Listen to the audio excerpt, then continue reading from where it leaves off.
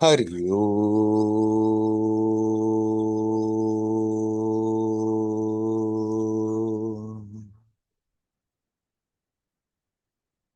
Hari Om.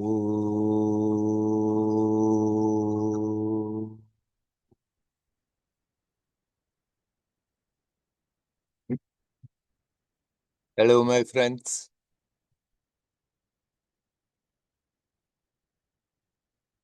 You are living in a magic show. Hmm. Hmm. Never forget it. It's not as real as it appears. We don't have to take it so serious. We can play our role good. At the same time, we can learn not to take it so serious.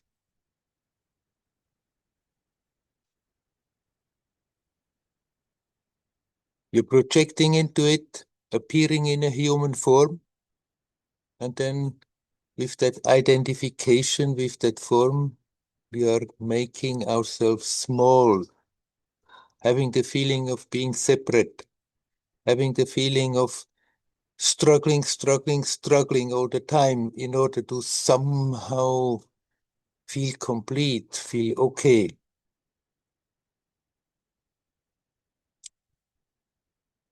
We can very much relax about that. This is momentary, a momentary appearance. And yes, the body has its reality as an experience. And then with the mind, we make it so totally solid. Even science knows that it's not solid, that it's pulsating energy.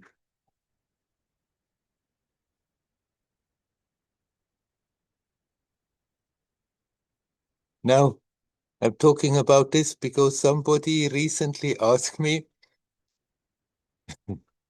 I should please tell in the satsang what I'm eating, how I'm feeding this body. And I'm not really going to do so. I'm not going to talk in detail about what I'm eating and what I'm not eating because it's not so important. There are so many lines of telling people what they should eat and should not eat, what is healthy, what is not healthy. Partly they contradict themselves totally, and then that's something one can hold on to and one can take very serious, and people sometimes get a little bit fanatic about it, giving too much importance on this level. I think it makes totally sense that we feed our body in a way that it feels good. And generally, for me, I'm eating light. I try not to eat too much, but I eat regularly. Nowadays, I'm not doing any fastings. Mm.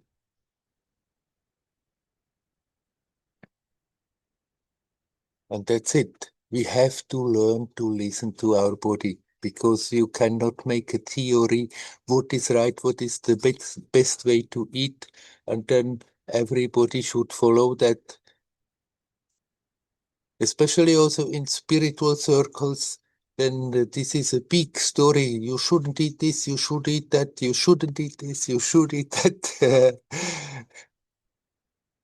in order to have a chance to evolve spiritually. It's it's basically a good rule of thumb that we don't eat too heavy, that we are not filling our body unnecessarily with too much stuff, and after that feel heavy all the time. It makes it more difficult to be open for the subtle. But then the details, listen to your body. If there are food items that you can easily digest and you feel good about it, then that's very good. If there are other things that you're eating and you feel always not good after that, then it's better to either reduce them drastically or completely leave them aside. And then don't be too much focused on it. Eat naturally. Eat what you like. Or if you are eating stuff thinking it's healthy, but we don't like it, we are not doing anything good to the body. If that feeling is there, oh, I have to eat this, but I don't like it, but it's healthy, I don't think that we are doing something very healthy to the body.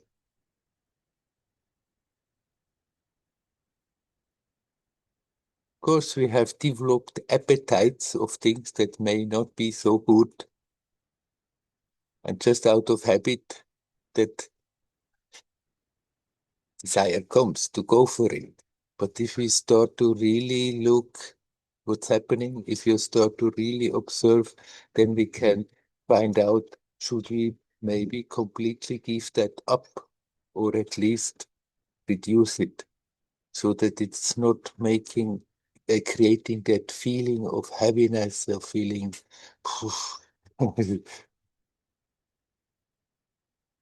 feeling in a way exhausted just to have to deal with the digestion of that food. So, my friend, I'm not going to give you a list what I'm eating and what I'm not eating. I'm eating not too heavy, and I listen to my body, and then I don't take it so serious. Put your attention on that which matters. Come back to the essence instead of being too much preoccupied with the diet, with what to eat, what not to eat. There was a Western mystic, Joel Goldsmith. He was always laughing about people when they told him about dieting. He said, make your mind strong and then eat what you like. For him, this was right because he was strong. Otherwise, I would give a little attention. Do not harshly go against what you feel from the physical level, and then don't give it too much importance anymore. What matters is that we connect. What matters is that we are aware that this is not as real. It's not as solid.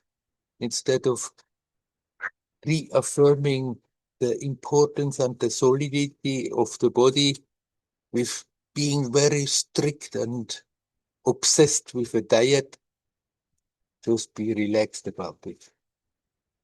Connect with that which makes the body function. Connect with that which makes the experience possible.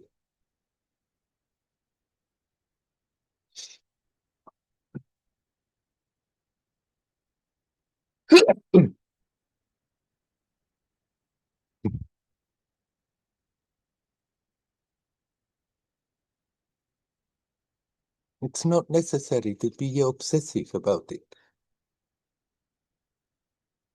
That friend who asked me that was also in a retreat and eating very light, went through a period of purifying the body, eating only fruits and vegetables. That is very good. If one feels like doing so, that there is a need of a purifying period and then eat very strictly just certain foods, that's all right. But then you can also let it go again and eat that which you feel makes you healthy, makes sense.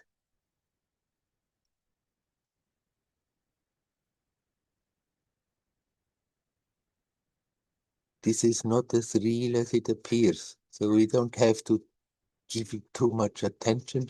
It's a possibility to learn, to grow, to outgrow, to expand. A magic show. where we can project into it for some time, getting richer for the experience without getting obsessive about the details.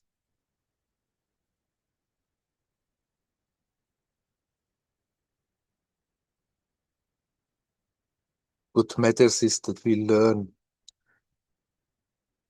to be observative, that we see all the stuff that we have learned unnecessarily, that this has become a real baggage that we are carrying along, that we learn to be aware of it and then to let it go.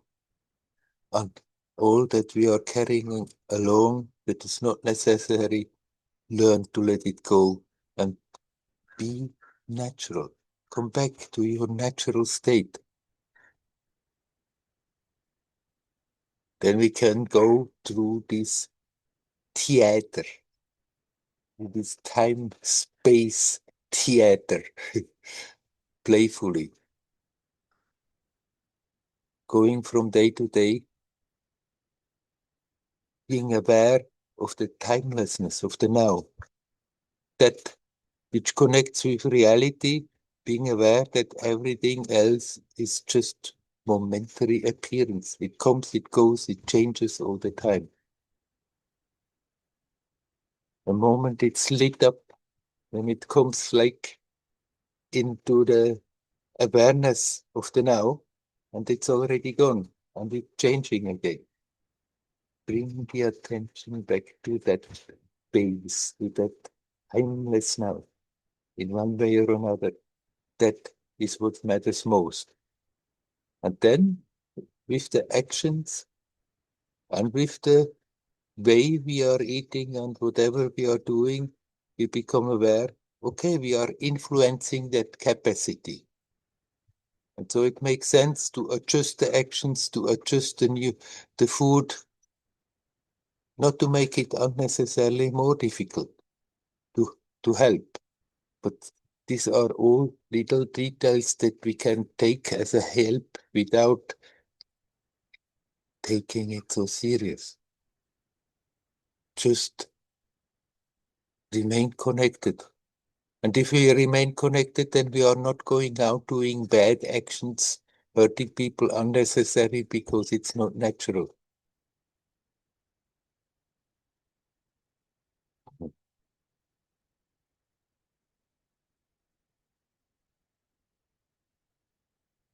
Here, now, you're touching reality. Here, now, is not a point in time. It's timeless. That sense of presence, it's always there. It's never absent. We just overlook it. Getting so totally absorbed in this movie, in this story, in this magic show, in the details of this magic show, that we forget to be aware that there is that sense of presence that is not affected by it, that is not changing all the time.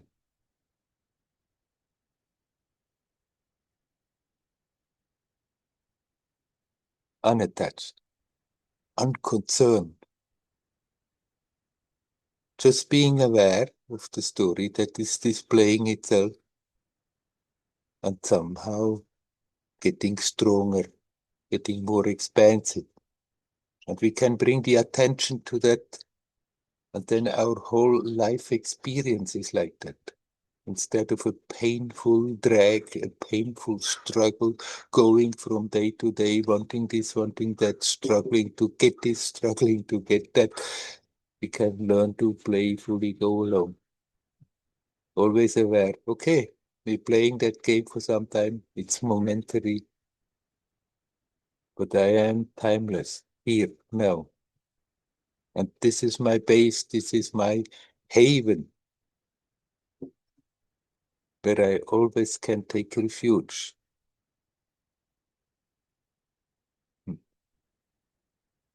Okay, my friends, I leave the subject.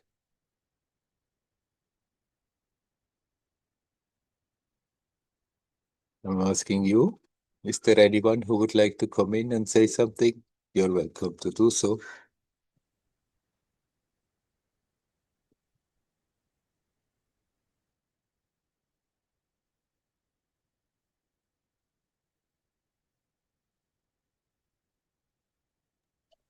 Hi, Werner.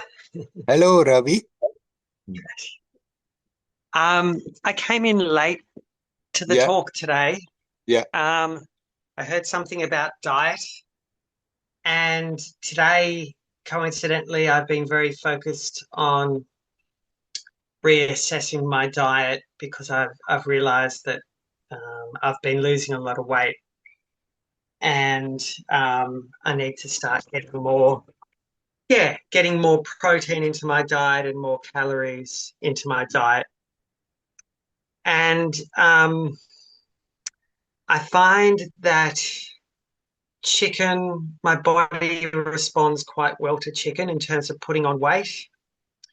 And when I have like dal, although it's kind of lighter and it's more sattvic, I don't put on weight very easily.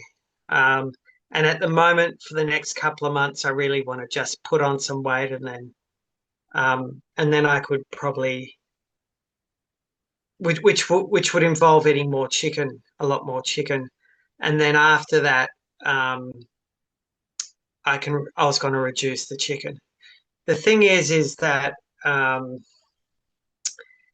yeah, I mean it's a balancing act, and I won't get in the details, but in short, if I eat too much heavy food, it affects my digestion too. So it's balancing. Whereas dal is probably in some ways is better for my digestion. But moving that all aside, I just wanted to chat with you about my concerns. And my Ayurvedic doctor said, "Listen, you were brought up on chicken. It's kind of programmed into your body. I'm giving you permission to eat chicken. It gives you strength as well. Medically, we recommend it sometimes in Ayurveda. Um, I'm concerned about the effect it has on the mind on a spiritual level. Can you talk? And I know it does from what I've heard. Is there any advice you could give me Mhm. about the whole process? Yeah. So I don't know how much you have heard before, but basically what I said is you learn to listen to your body, and your body tells you what is right and what is wrong. What is, if you are attentive and not just running after cravings. The cravings actually are not of the body, they are of the mind. The mind thinks if I'm running after my cravings and satisfy them, then I'm getting happy with it. But the body will tell you what is okay and what is not okay. And obviously, in your case right now, your body tells you that you can also eat chicken. You don't have to overdo it, and you can also accept, okay, if you simply eat dal instead of chicken, then that's more sattvic, so it makes it a little bit easier to be introverted, to look at yourself. If you eat a lot of rajasic food like meat, then it becomes slightly more difficult. But if that is necessary for your health, that you are not getting weaker and weaker, then still you are better off to make your body stronger, that the body is not an obstacle, to be contemplative, to be introverted. As you said, it's a balancing act. You just observe and you feel for yourself what is the right thing to do. And as long as you are observing, that in itself is a spiritual practice. So if you are not falling asleep in the middle and going through it half asleep without looking what's happening, then that may create more difficulties. But if you watch, if you are alert, then it's not going to create any obstacles for you in your path. And when you say alert, is that like looking at how the body responds to eating certain foods? Is that what you mean? Yes, how the body responds, how it is influencing your mind, how is whether it's making it more difficult or easier to be alert. And if it's making it more difficult, then you can maybe reduce something that you are taking that you think that is doing that, but basically be just go the middle path. Be moderate, don't overeat, don't eat too little, and get your health and strength back. That's also very helpful then for your further spiritual journey. Thank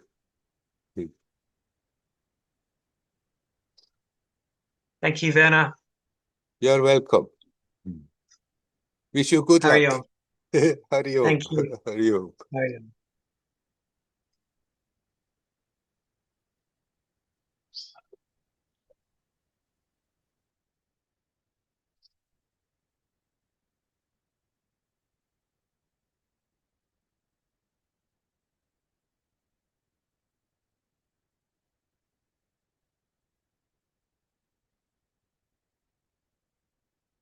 Just to stay a minute longer with food, as I said before, you can decide for a period I'm doing something special. Like my friend who asked me to tell about food, she was doing something special by just eating only fruit and vegetables with the intention to really clean out the system. And that one can do. Give it a certain time frame and say, okay, I'm doing that as an exercise, as a cleaning exercise. And there sometimes the body may not like everything so much and give a push to eat something else. And still we can do that temporarily for a certain purpose. And then come back in the more relaxed mode and just eat that which we feel is helping us best to keep our health intact and also to keep our alertness easier up. That makes all the difference. Whether we go through our life, whether we go from day to day alert, observing what is going on, or most of the time oblivious, just not even aware what is really going on, mechanically going from day to day, being driven by forces we don't even recognize that they are there, running after things, hoping to get fulfillment, hoping to get peace, hoping to get happiness.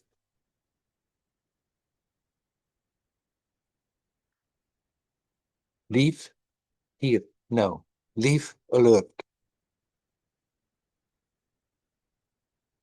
A very popular expression. Be in the flow. It really means to be in the present. That only point where we are touching the reality. And then we can accept, okay, for some time I'm doing something for a particular reason with my diet, with my body, do something special. But then you come back and be more relaxed about it again. And if there is that alertness, it's not something that we after that need to be very busy with. Is there anybody else who would like to come? They're welcome to come in.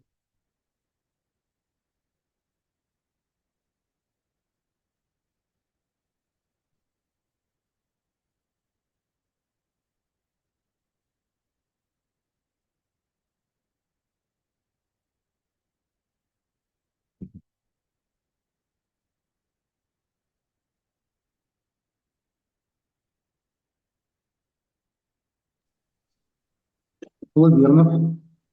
Hello, Daniel.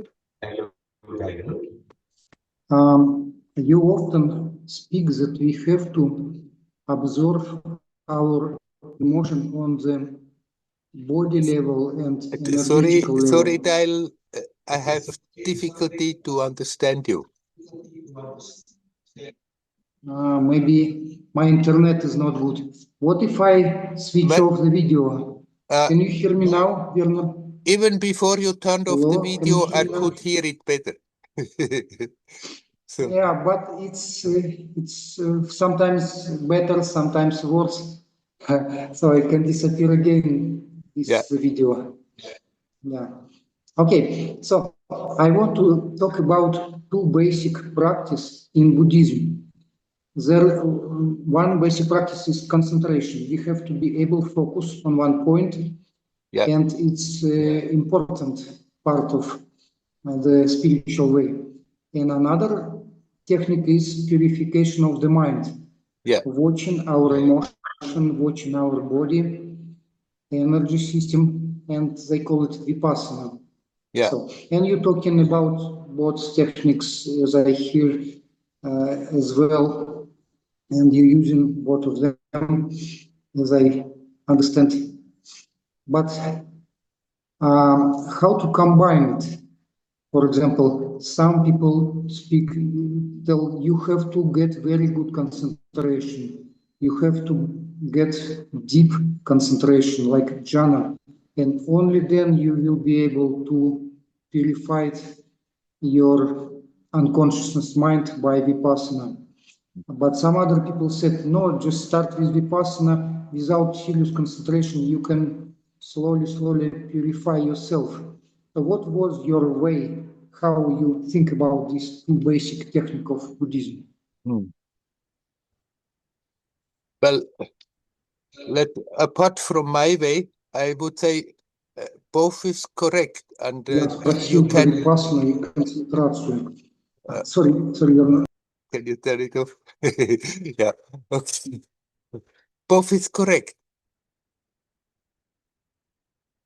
Concentration helps, and purifying the mind helps. You cannot really completely exclude one from the other, but you can give more attention to one or more attention to the other. That depends the character of the person. If you are easily uh, a person who concentrates, then that's the way to go about it. But then don't forget, like people often they practice, but they don't really look at themselves honestly. Then still it will come up and shake them up, the stuff that is there. But if we are also learning simultaneously with that concentration to be alert, to become aware what is really going on in the mind when we are not concentrating, then it is very helpful to let go of all those habits, those patterns that we have picked up while growing up that are disturbing. Somehow or other, we don't get around it. You can concentrate and concentrate and concentrate if that old conditioning is not loosening up, then in spite of the increasing power of concentration, one will still be in trouble. Then being just alert without wanting to concentrate is also not quite a solution because we cannot really keep that alertness up if we are not concentrating to a certain extent. The very fact to remind ourselves to be alert, to be observative, there is a certain concentration needed. Without that, one forgets and just thinks about it once in a while instead of staying with it.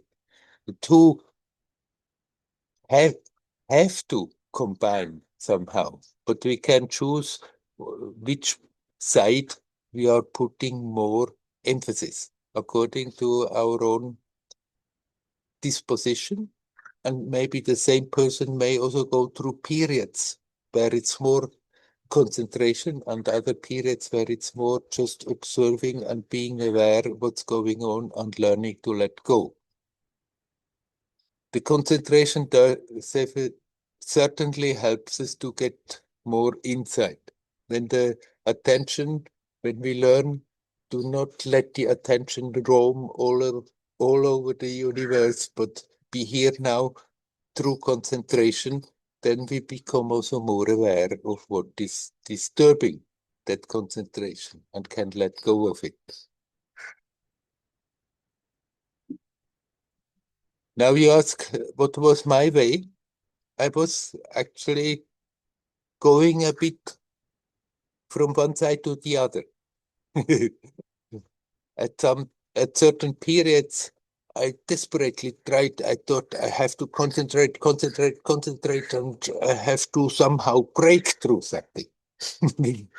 But if you go about it like this with your willpower, but you are not capable of learning to let go, learning to relax, then there is also a tension building up that at a certain moment you cannot deal with it anymore. And I just became aware I'm getting more, and if I do so, I'm getting more and more aggressive. And instead of being more relaxed and detached and being so obsessed with my story and my going on that somehow then it became counterproductive. And I had to learn to let go again more. And then there were periods where I thought, okay, I just go from moment to moment, observe what's going on, relax, and neglected rather a bit the concentration. It's all right to be alert and be relaxed. But then if you focus, if you at the same time also focus, then it becomes much more efficient and more powerful. And so gradually I had to learn to find a balance of the two. And I think everyone in one way or another should eventually. There are yogis who achieve a tremendous degree of concentration. And they can become quite powerful, and still they are not necessarily capable of shedding their old personality, of letting go of their old tendencies. And then it can become quite a difficult situation for them and also for the people around them. It should come together. It should go hand in hand. Slowly being capable, concentrating better, also going hand in hand with being aware of what is happening in the mind and learn to let go all that is contradicting our path, that is contradicting our better knowledge, that we have the certain insight what is really helpful, and then still we are functioning in an opposite way. If we are not doing that job, then the concentration in itself will not help. We have to somehow also clean out all that is creating obstacles, that is sometimes destructive. How one goes about it in detail, one has to figure out on the way for oneself. But the two are not contradictions. Concentrate and observe. Concentrate and purify.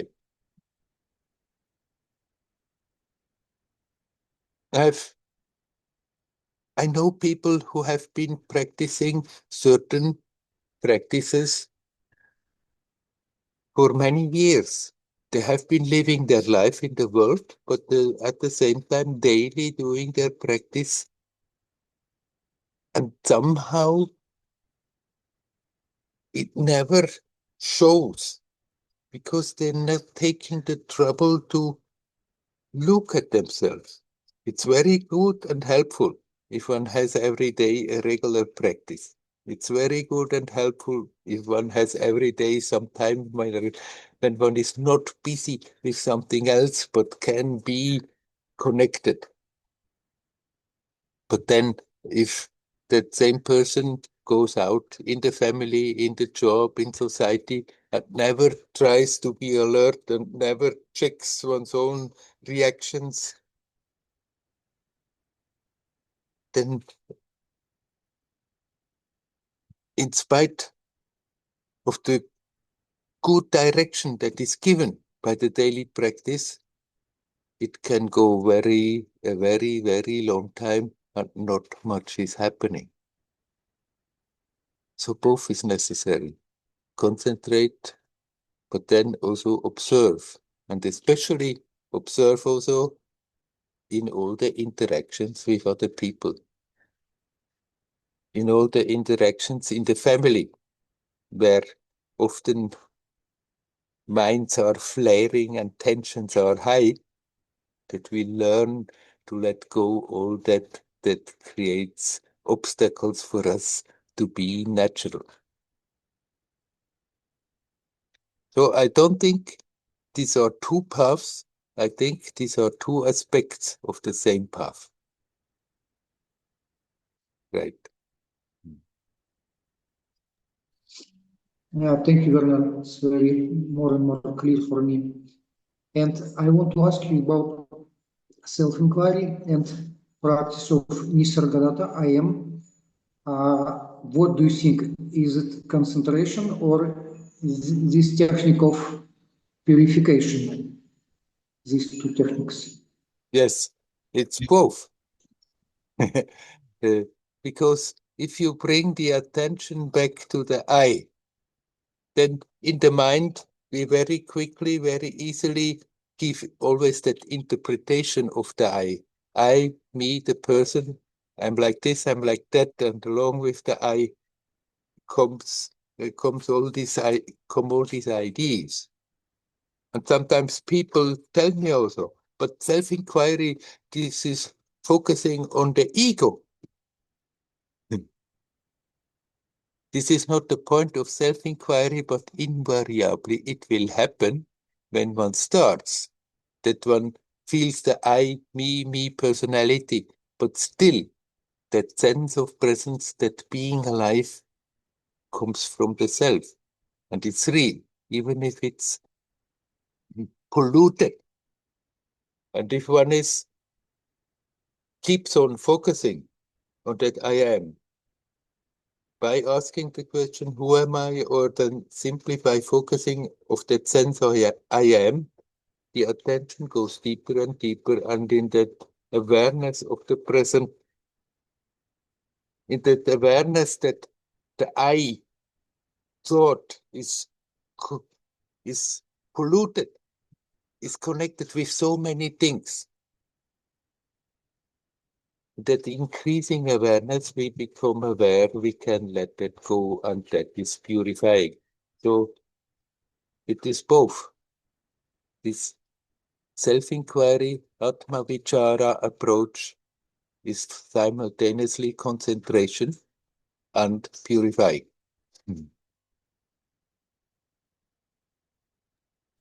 Yes, thank you, Werner. And one more question.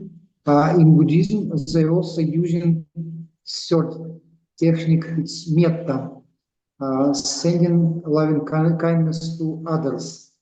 So what do you think, how much we should give time for this third type of practice? I didn't quite get what the practice is.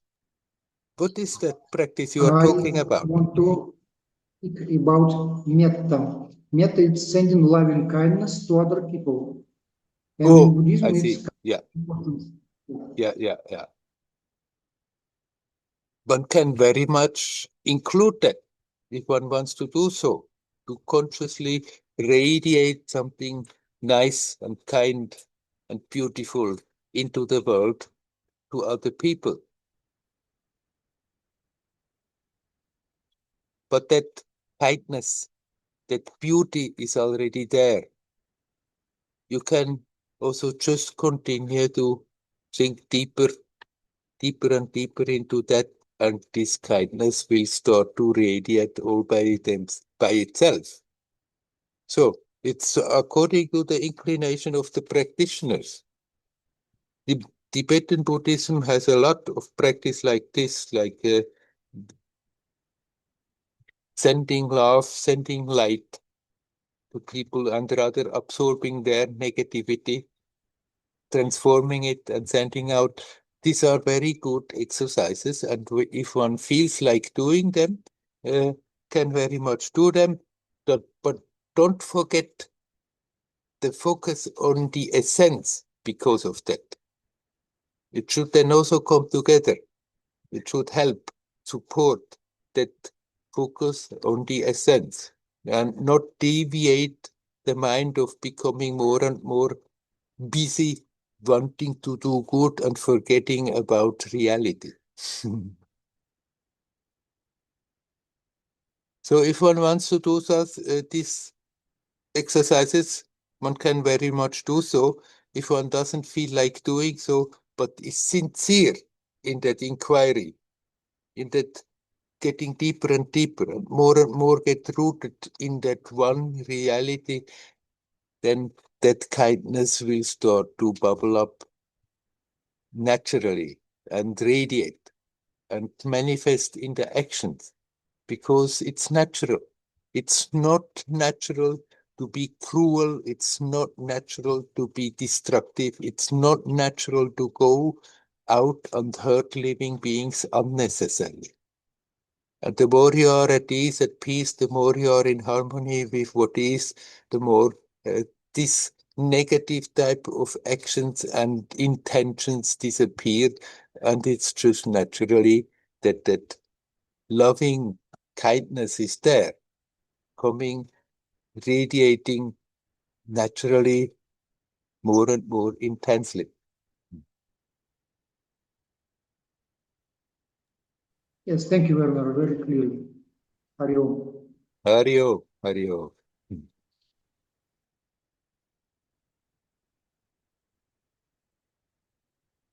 Andreas, I saw you coming in when Dial started.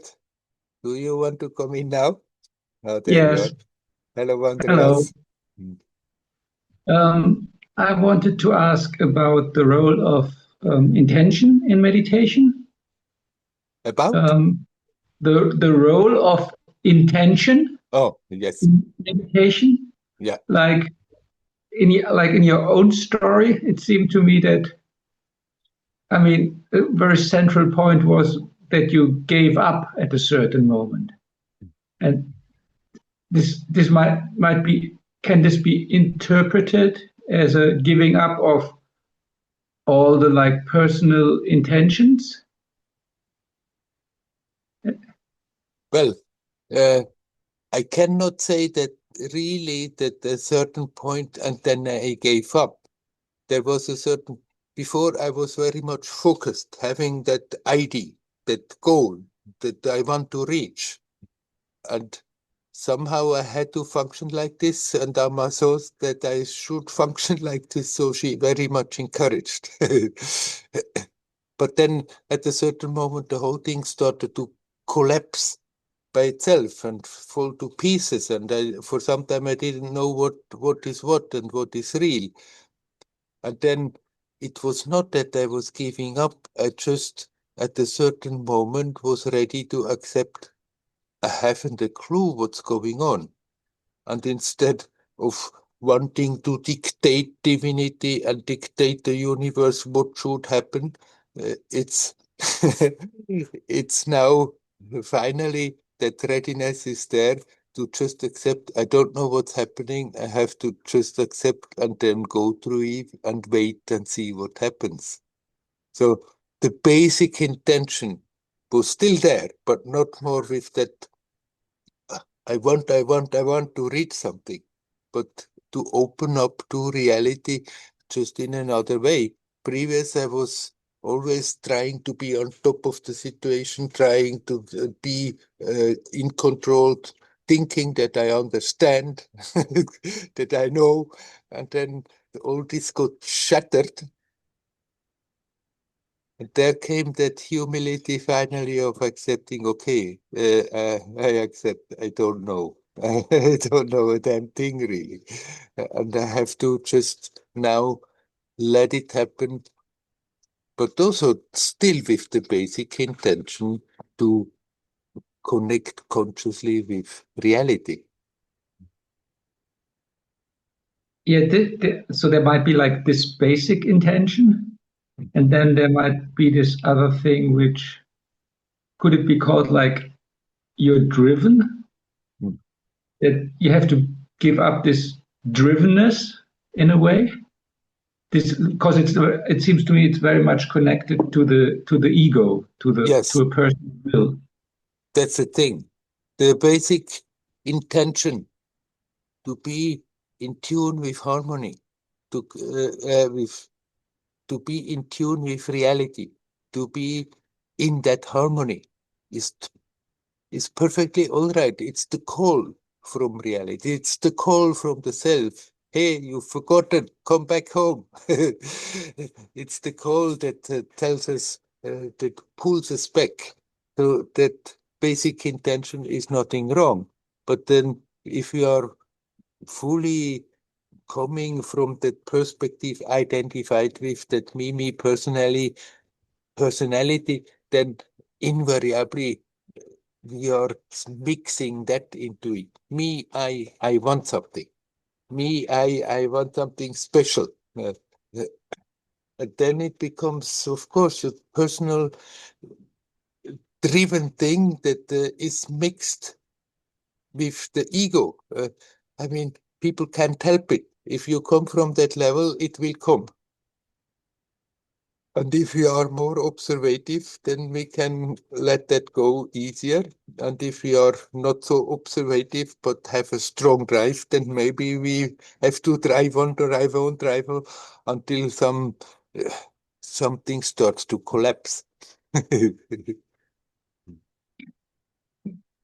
mean, on a smaller scale, at a much smaller scale, something similar happened to me in Tiruvannamalai when Yeah, I got like sick.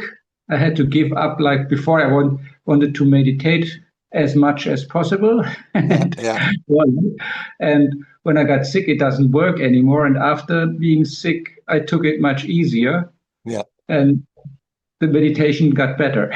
yeah, yeah, right. Yeah. Right, right. It's a delicate balance of keeping the intensity, keeping the sincerity, but not getting self-important about it. Me. I want to achieve. Me. I want to do this. I want to do that. I want to get that out, something out of it. It's very difficult to give that up, We or have to been be. trained like this. We have grown up like this. All our functioning has been developed like this and encouraged all the time by the society. This is the way to function. Yes, if you want to be somebody in society, you have to be self-important. You have to be uh, passionate. You have to be obsessive. And though that conditioning doesn't give up so easily. But if you observe, if you are honest, we always see it sooner or later. And then we learn to give it up. And then it sneaks in a subtler way. And there it's again. But if you are observant, then you become aware, oh, I'm still doing the same thing. It's just subtler. Yes, it's not so easy to give up because the habit is strong and because round the world, everybody functions like that. And we are influenced by the common human mentality.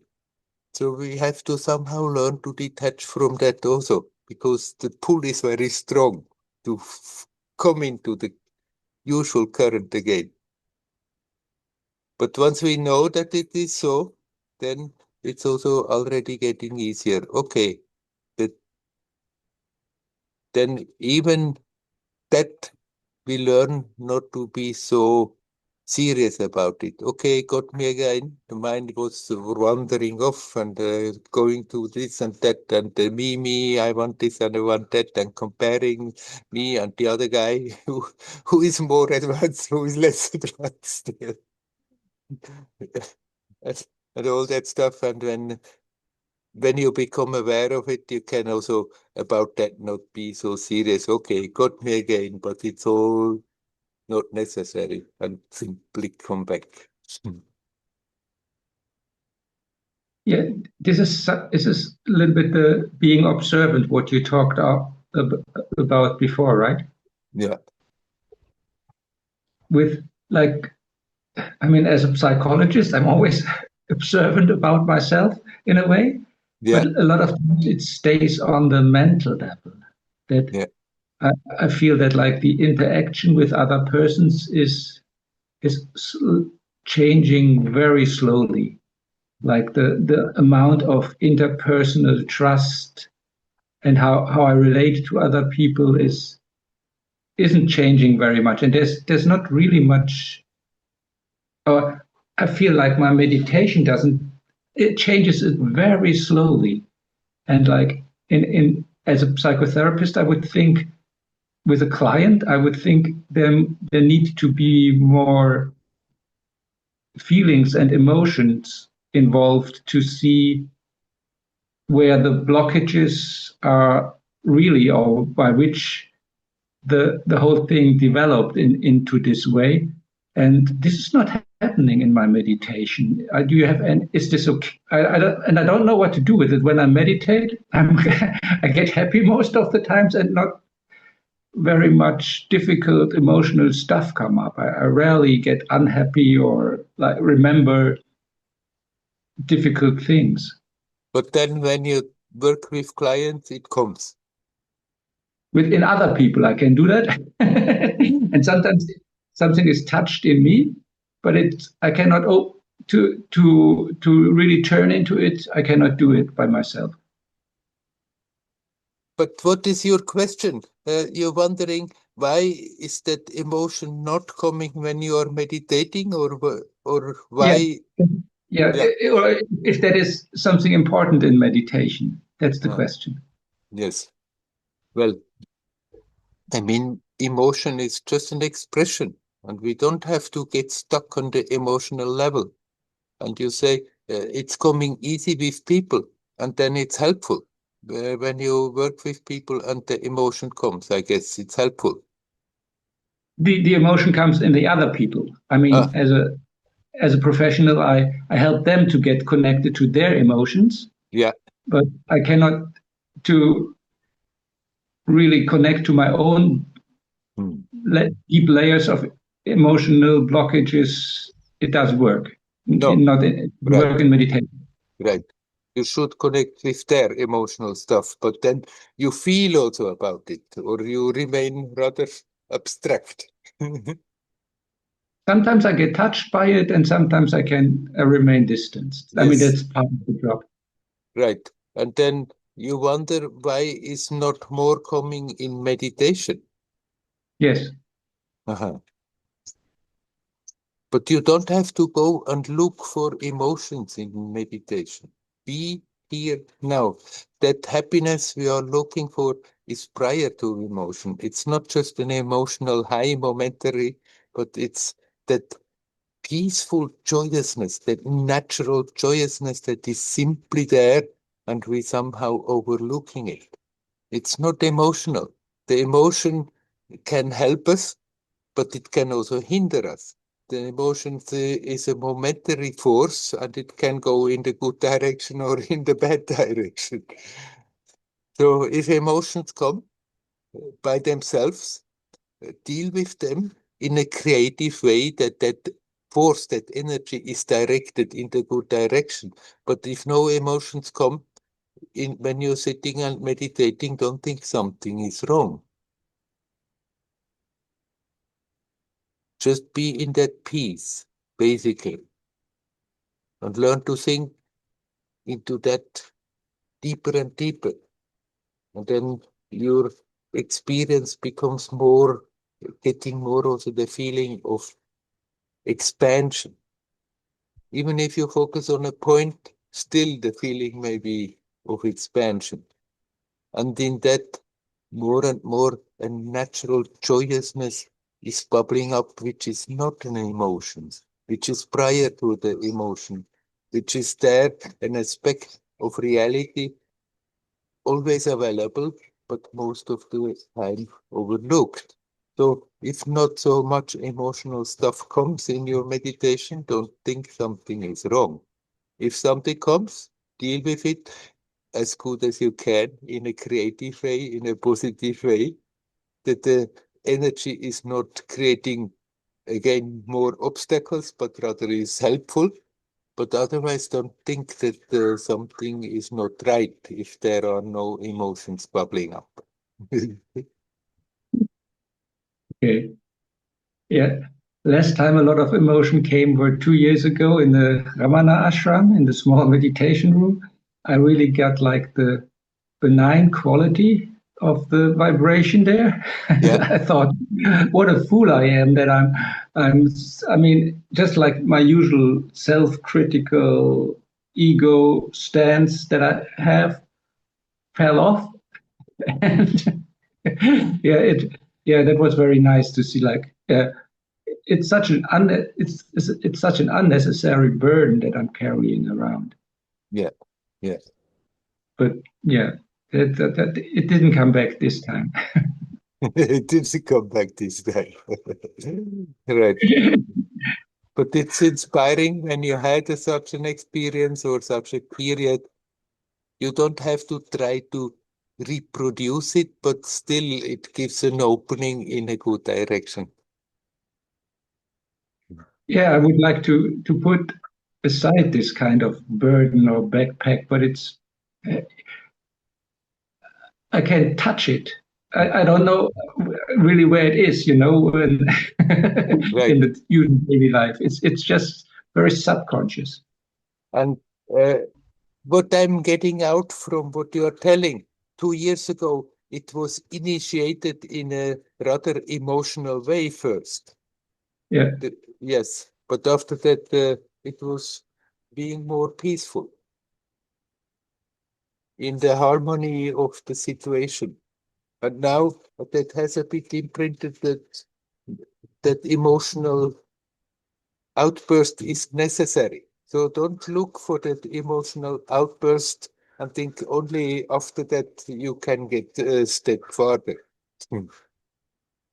Okay. Yeah.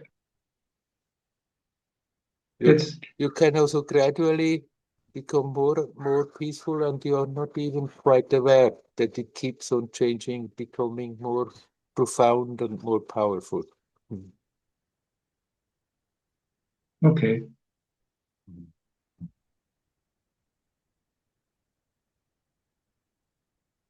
Okay, we leave it at that. Hari Om, Hari Om.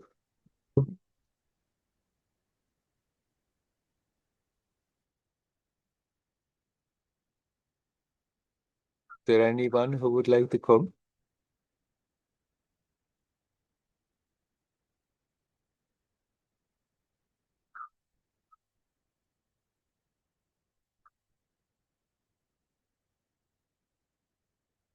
But Andreas just told now about a certain experience, a certain period that was very special.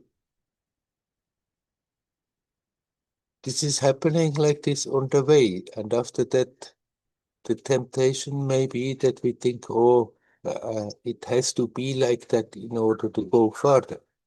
But this is not the case. But we can benefit from from a special experience, from a special period, by remembering and just becoming aware. Yes, it's possible to be effortlessly in harmony, to be effortlessly at peace, But that doesn't mean we should try to reproduce that same period, reproduce that same experience, because there we are focusing not on the essence, on that which matters, but we are focusing on the details. And then in the mind, in the memory, we connect whatever profound has happened with, somehow it's connected to those details, but actually they were just circumstantial. And they don't have to be the same at all to go deeper. So experiences are great. They give inspiration, but they can also be a bit creating difficulties if one after that wants to regain the same experience.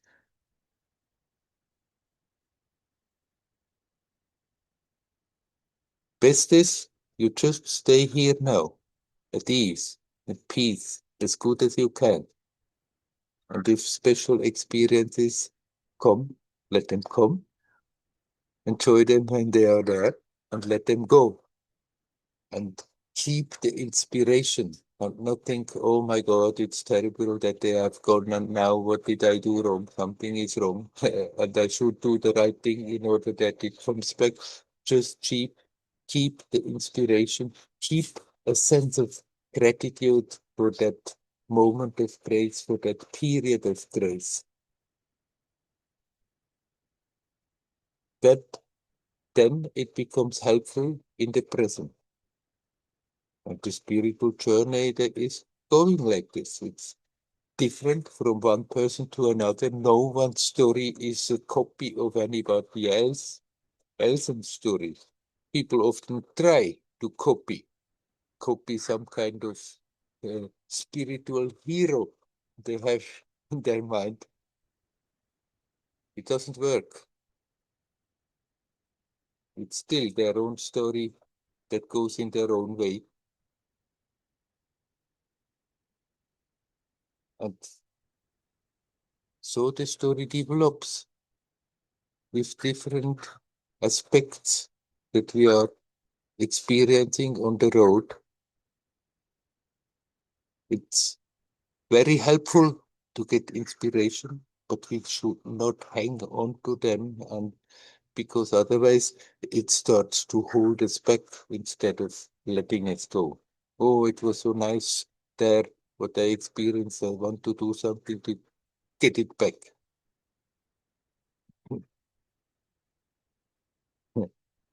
I once heard even a Vedanta teacher talking about Ramana Maharshi, and he said he had an experience when he was a young boy, and after that, for so many years, he tried to get the experience back, and this was so completely wrong.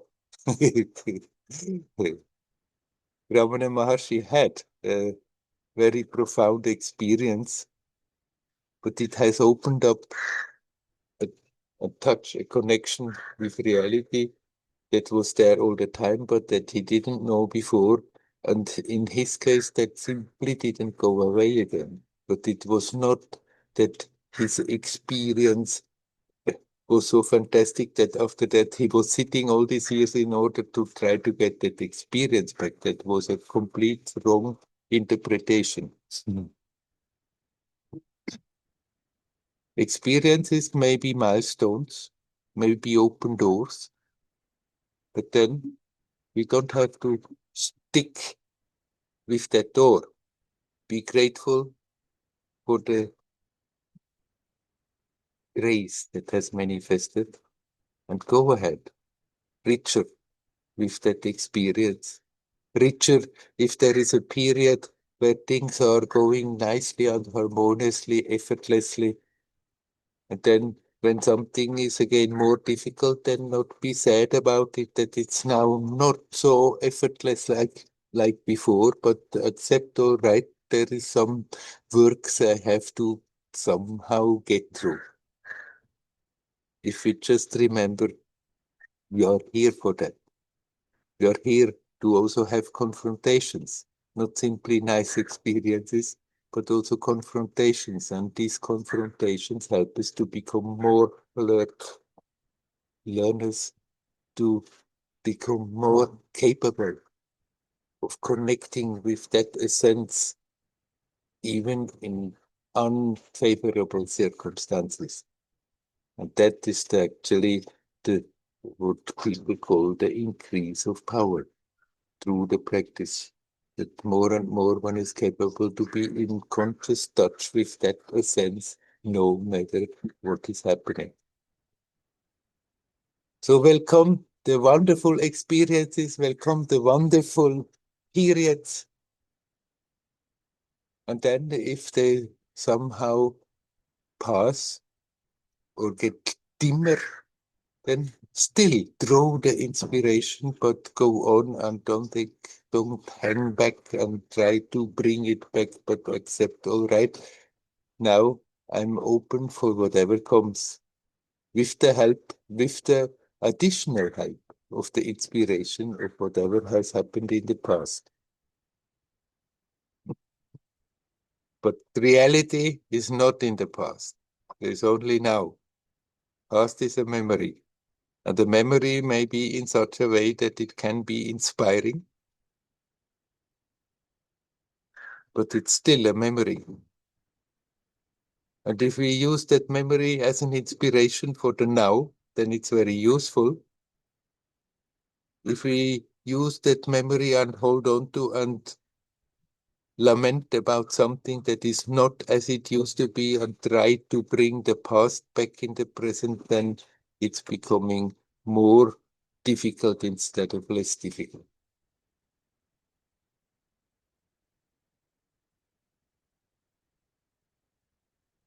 There's some more time. If somebody would like to come in and say something, you're welcome to do so.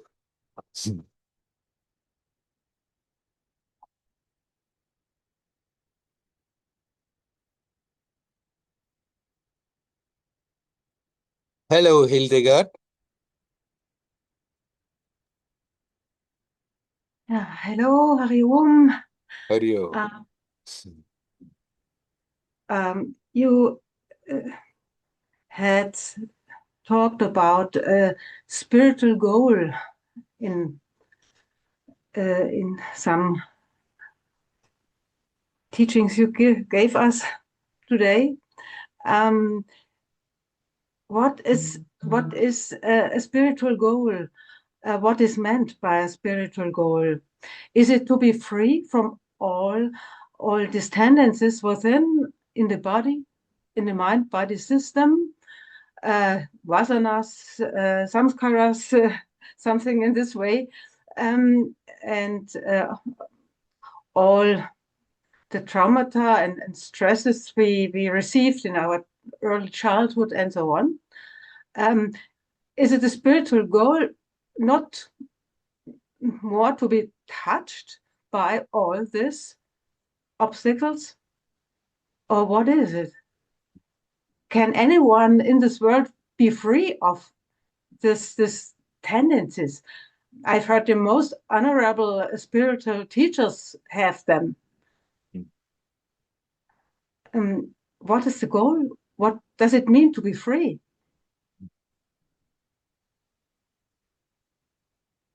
Yes, of course, I have used that expression, the spiritual goal. I had the spiritual goal I wanted to achieve. And as long as we are think about the goal and interpret it, then invariably we do mix in our personal stuff, our me stuff, and start to imagine things, and the imagination of that goal may change over the years, but it's something that the me I want to achieve and think it's somewhere else. It's out there. It's at the end of a journey, at the end of working. And eventually one has to become aware that goal I have been looking for is here, is now, it was never absent. It's not at the end of a journey. It's what we are looking for is that which makes the experience possible. Now, what does it mean to be free? We are essentially, intrinsically, always free. We just think that we are not free. We think that we have all these kind of hang-ups, that we have all this conditioning, that we are bound by, gives the sense of bondage. And then the mind looks for freedom, and the same mind that creates the idea of bondage eventually turns in the right direction and becomes aware, oh, that freedom was always there. It has never been absent.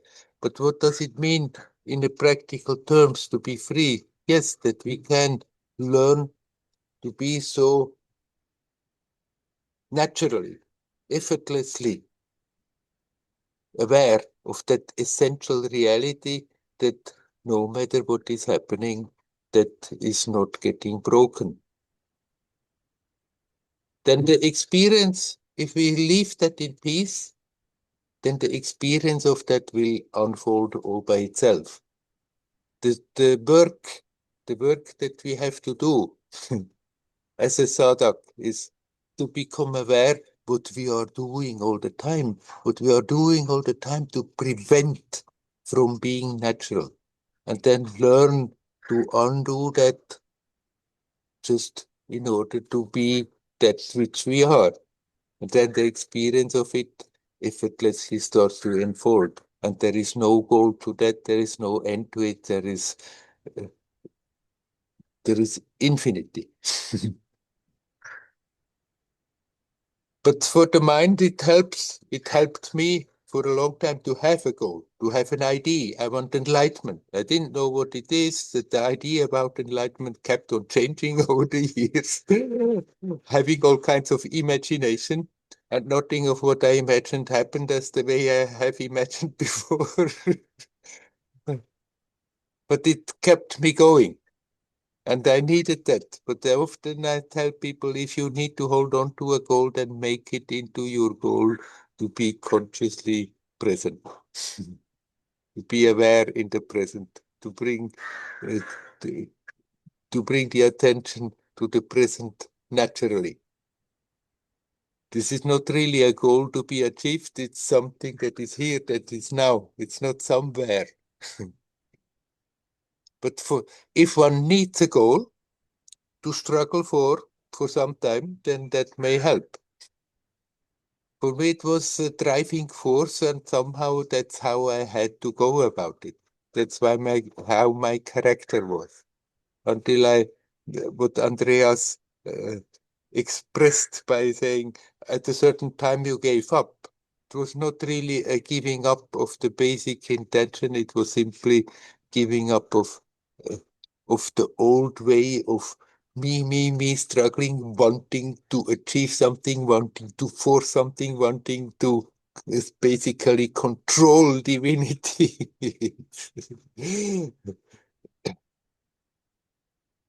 So the question is good. What is a goal? Because you are the goal, which is not really a goal, because you are what you are. But within relativity, if our day-to-day life is always full of tensions, we can have at least a direction that's close to a goal, have the direction to be more and more aware of it, that we can learn to let it go, that it's not always creating the same pain and tensions again. And there, even if we do so, and even if we decide not to react, as you said, then the conditionings are there, and often it comes in spite of that. Then never mind, got me again, but that time we can make that in, uh, intention more powerful. That okay, I want to be more alert, not judging oneself, not punishing oneself, just being aware. Okay, on a mental level, that work is not finished. The work is not to become something, to get somewhere, to reach a goal. The work is to become aware how much work we are unconsciously doing and investing, how much energy we are investing often to just create our misery, to create our pains, to create circumstances that are disharmonious, and then become aware of it and learn to let them go, learn not to do so.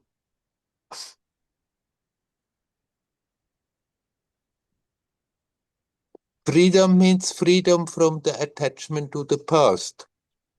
Freedom means freedom to be what you are, becoming aware that you are free all the time.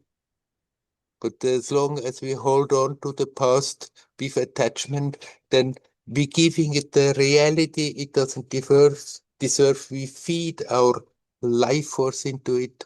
We're losing that beautiful creative life energy for something that doesn't deserve it. It's just a memory.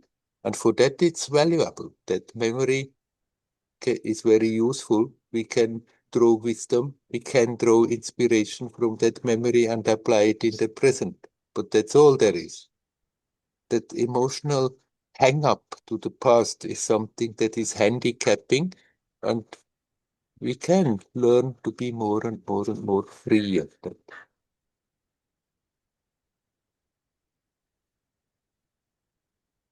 For me, it was also the perspective in the future. In the future, things will become better. I will be more spiritual. I will have more strength. I will be better. I will more wide and conscious. For me, the past is rather okay. Yeah, it's gone. I can leave it behind.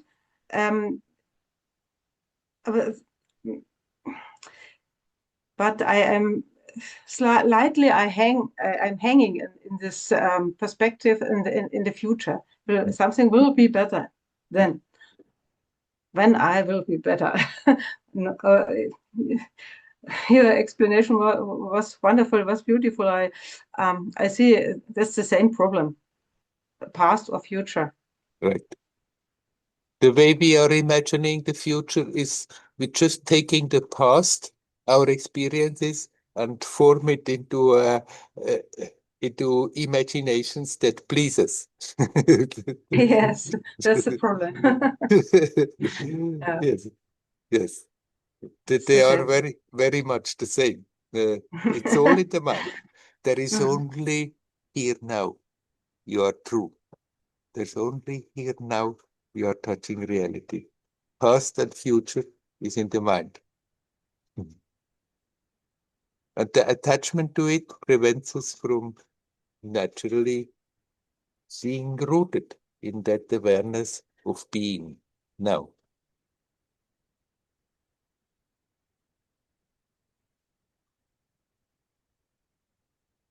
I can experience that this now is very peaceful, and it's love, and it's wonderful.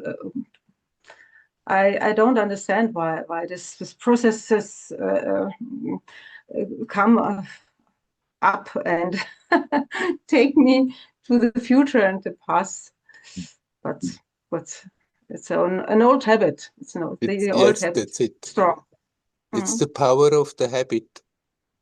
But you see it, we are aware, you are getting carried this way and that way sometime. And the very fact that you see it, you are not strengthening it.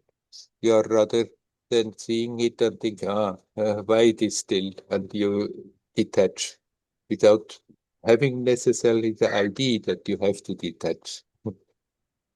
They have become so strong because we have repeated without being aware so many things.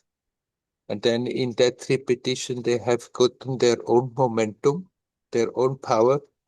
And even if we then decide, oh no, I don't want to be a victim, a slave of that any longer, then that momentum is still there.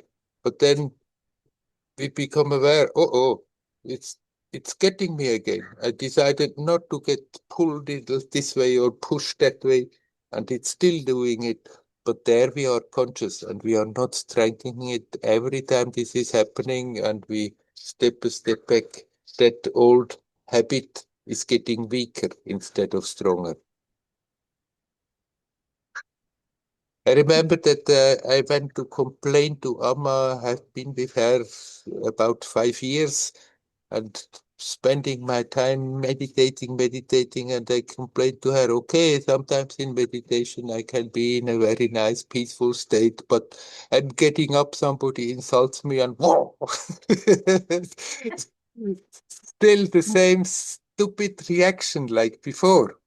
And she said, at least you are aware of it now. And that makes all the difference. When the awareness is there, then there is also we don't like it that the old habit is taking over. We are aware of it, and still out of habit it takes over. But then gradually it's getting weaker. We may not even be aware that it's getting weaker, that the force is reducing, and finally it loses all its power.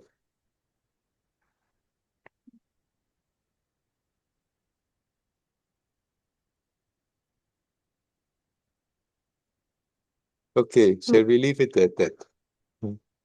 Thank you very much. Hari Om. Hari Om, Hari Om.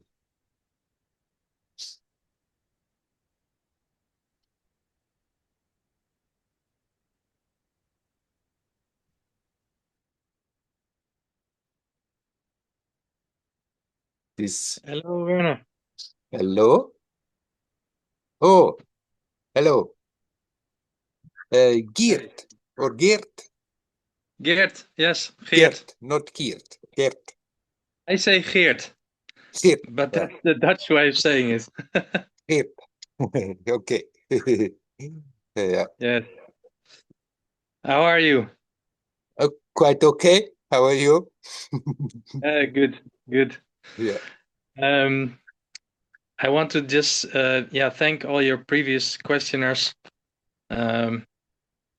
And I just want to comment on it because it felt really, it was about, it seemed to be a theme today. The one hand concentration, and the one hand, receptivity, actually. Yes. It feels like, and it was so beautiful. You said self-inquiry is about feels about both, because the one hand, when I do it, it feels like, okay, you get yourself concentrated in the moment by asking, okay, who is seeing the thoughts, who is seeing the body, who's aware of the body, who is aware of the world. And then by asking, who is that I awareness, you open up to receptivity, to listening. And the question is actually about that small detail about it.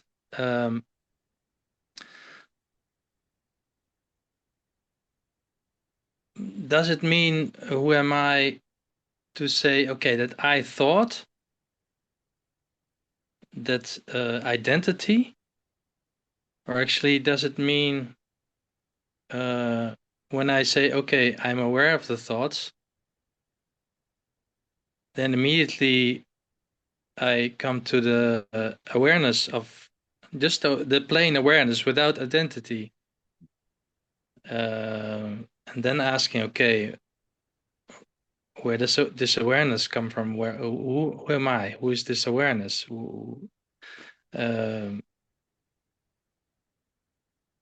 Or is there no deeper thing than that?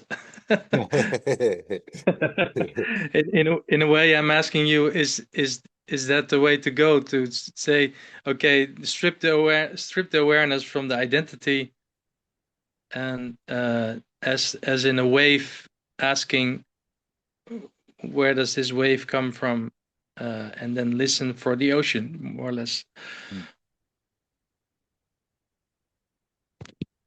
Definitely, it's not that you, through the inquiry, eventually you come to the point that you grasp, that you understand.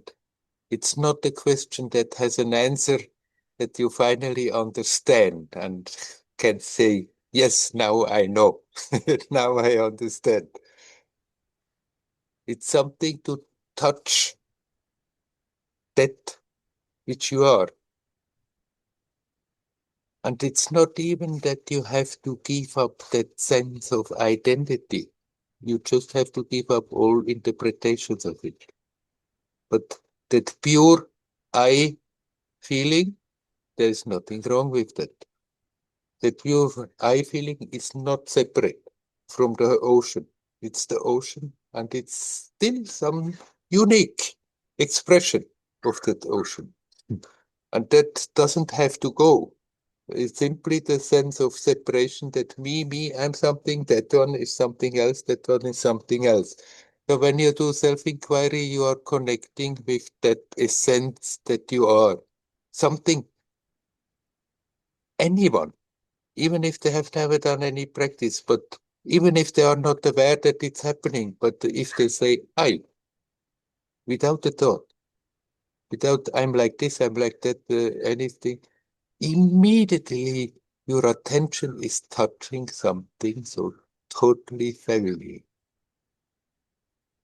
Something we cannot say, I know, because we cannot interpret. Something we cannot say, I don't know, because it's the most familiar. It's always there. We're overlooking it all the time, but whatever else is there and changes all the time in my self-image, the body, the mind, the intellect, the relationships, everything is in flux, is changing all the interpretations. But no matter when in the story you say, you are touching something so totally familiar. And the self-inquiry, who am I, is just the means to catch the attention and bringing back to that. And then there is not really more to do, but just be open. And everything starts to happen by itself. What we have to do is to make ourselves available, and we are making ourselves available by coming back to that pure I-ness. You can call it in any other name. The devotee comes back and feels God. The God's presence is the same. And there's nothing that we can do about it, but we can prevent it by wanting to do, by trying to get somewhere deeper. You just come to that base, that sense of presence, and be open and let come and happen what has to come and happen. Mm. So Nisargadatta was rather not so much teaching the who am I, but just stay with the I am, that sense of I am. And it comes a bit, the inquiry is not an inquiry that finally gets an answer. It's a way to catch the attention, come back. Who is thinking? I. Who am I? I am. Simply I am. And in that, we just keep the alertness and not go to sleep in it and dream away. And if we become awake, where we dream away, okay, then we start the process again. Come back and relax. Relax and be open. And there is nothing that we can do beyond that. But we can come up to that point because we should be here naturally. But we have learned not to be here. We have not learned not to be natural. So we have invested all that effort in not being natural, and because of that, we cannot come around of making at least that little effort of catching the attention and bring it back.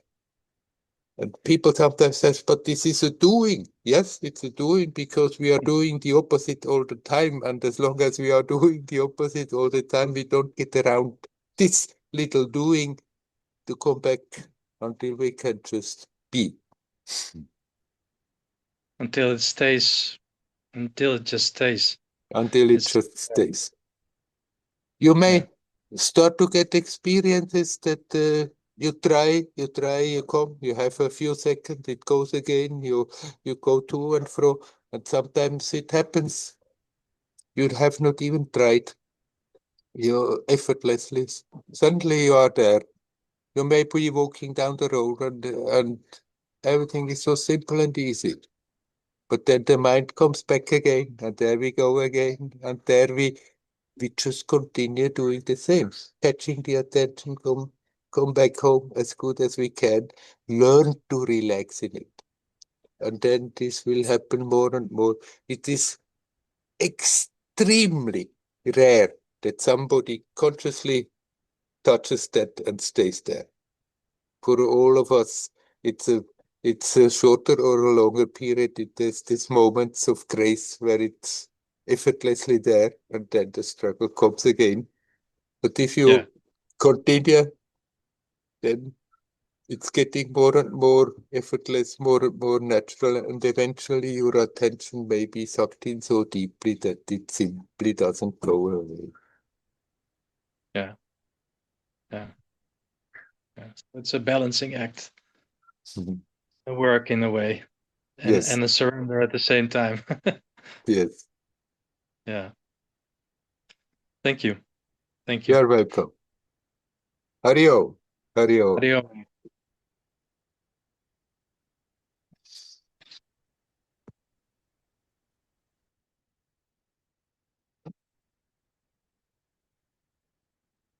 This is a magic show. That's how we started. This world is not as real as it appears, but it gives the possibility of so many beings to project into it, to go through experiences, essentially remaining always the same, but the experience of that one essence gets strengthened and it's unfolding. If you are aware of that fact, that's why we are here, then it makes everything easier.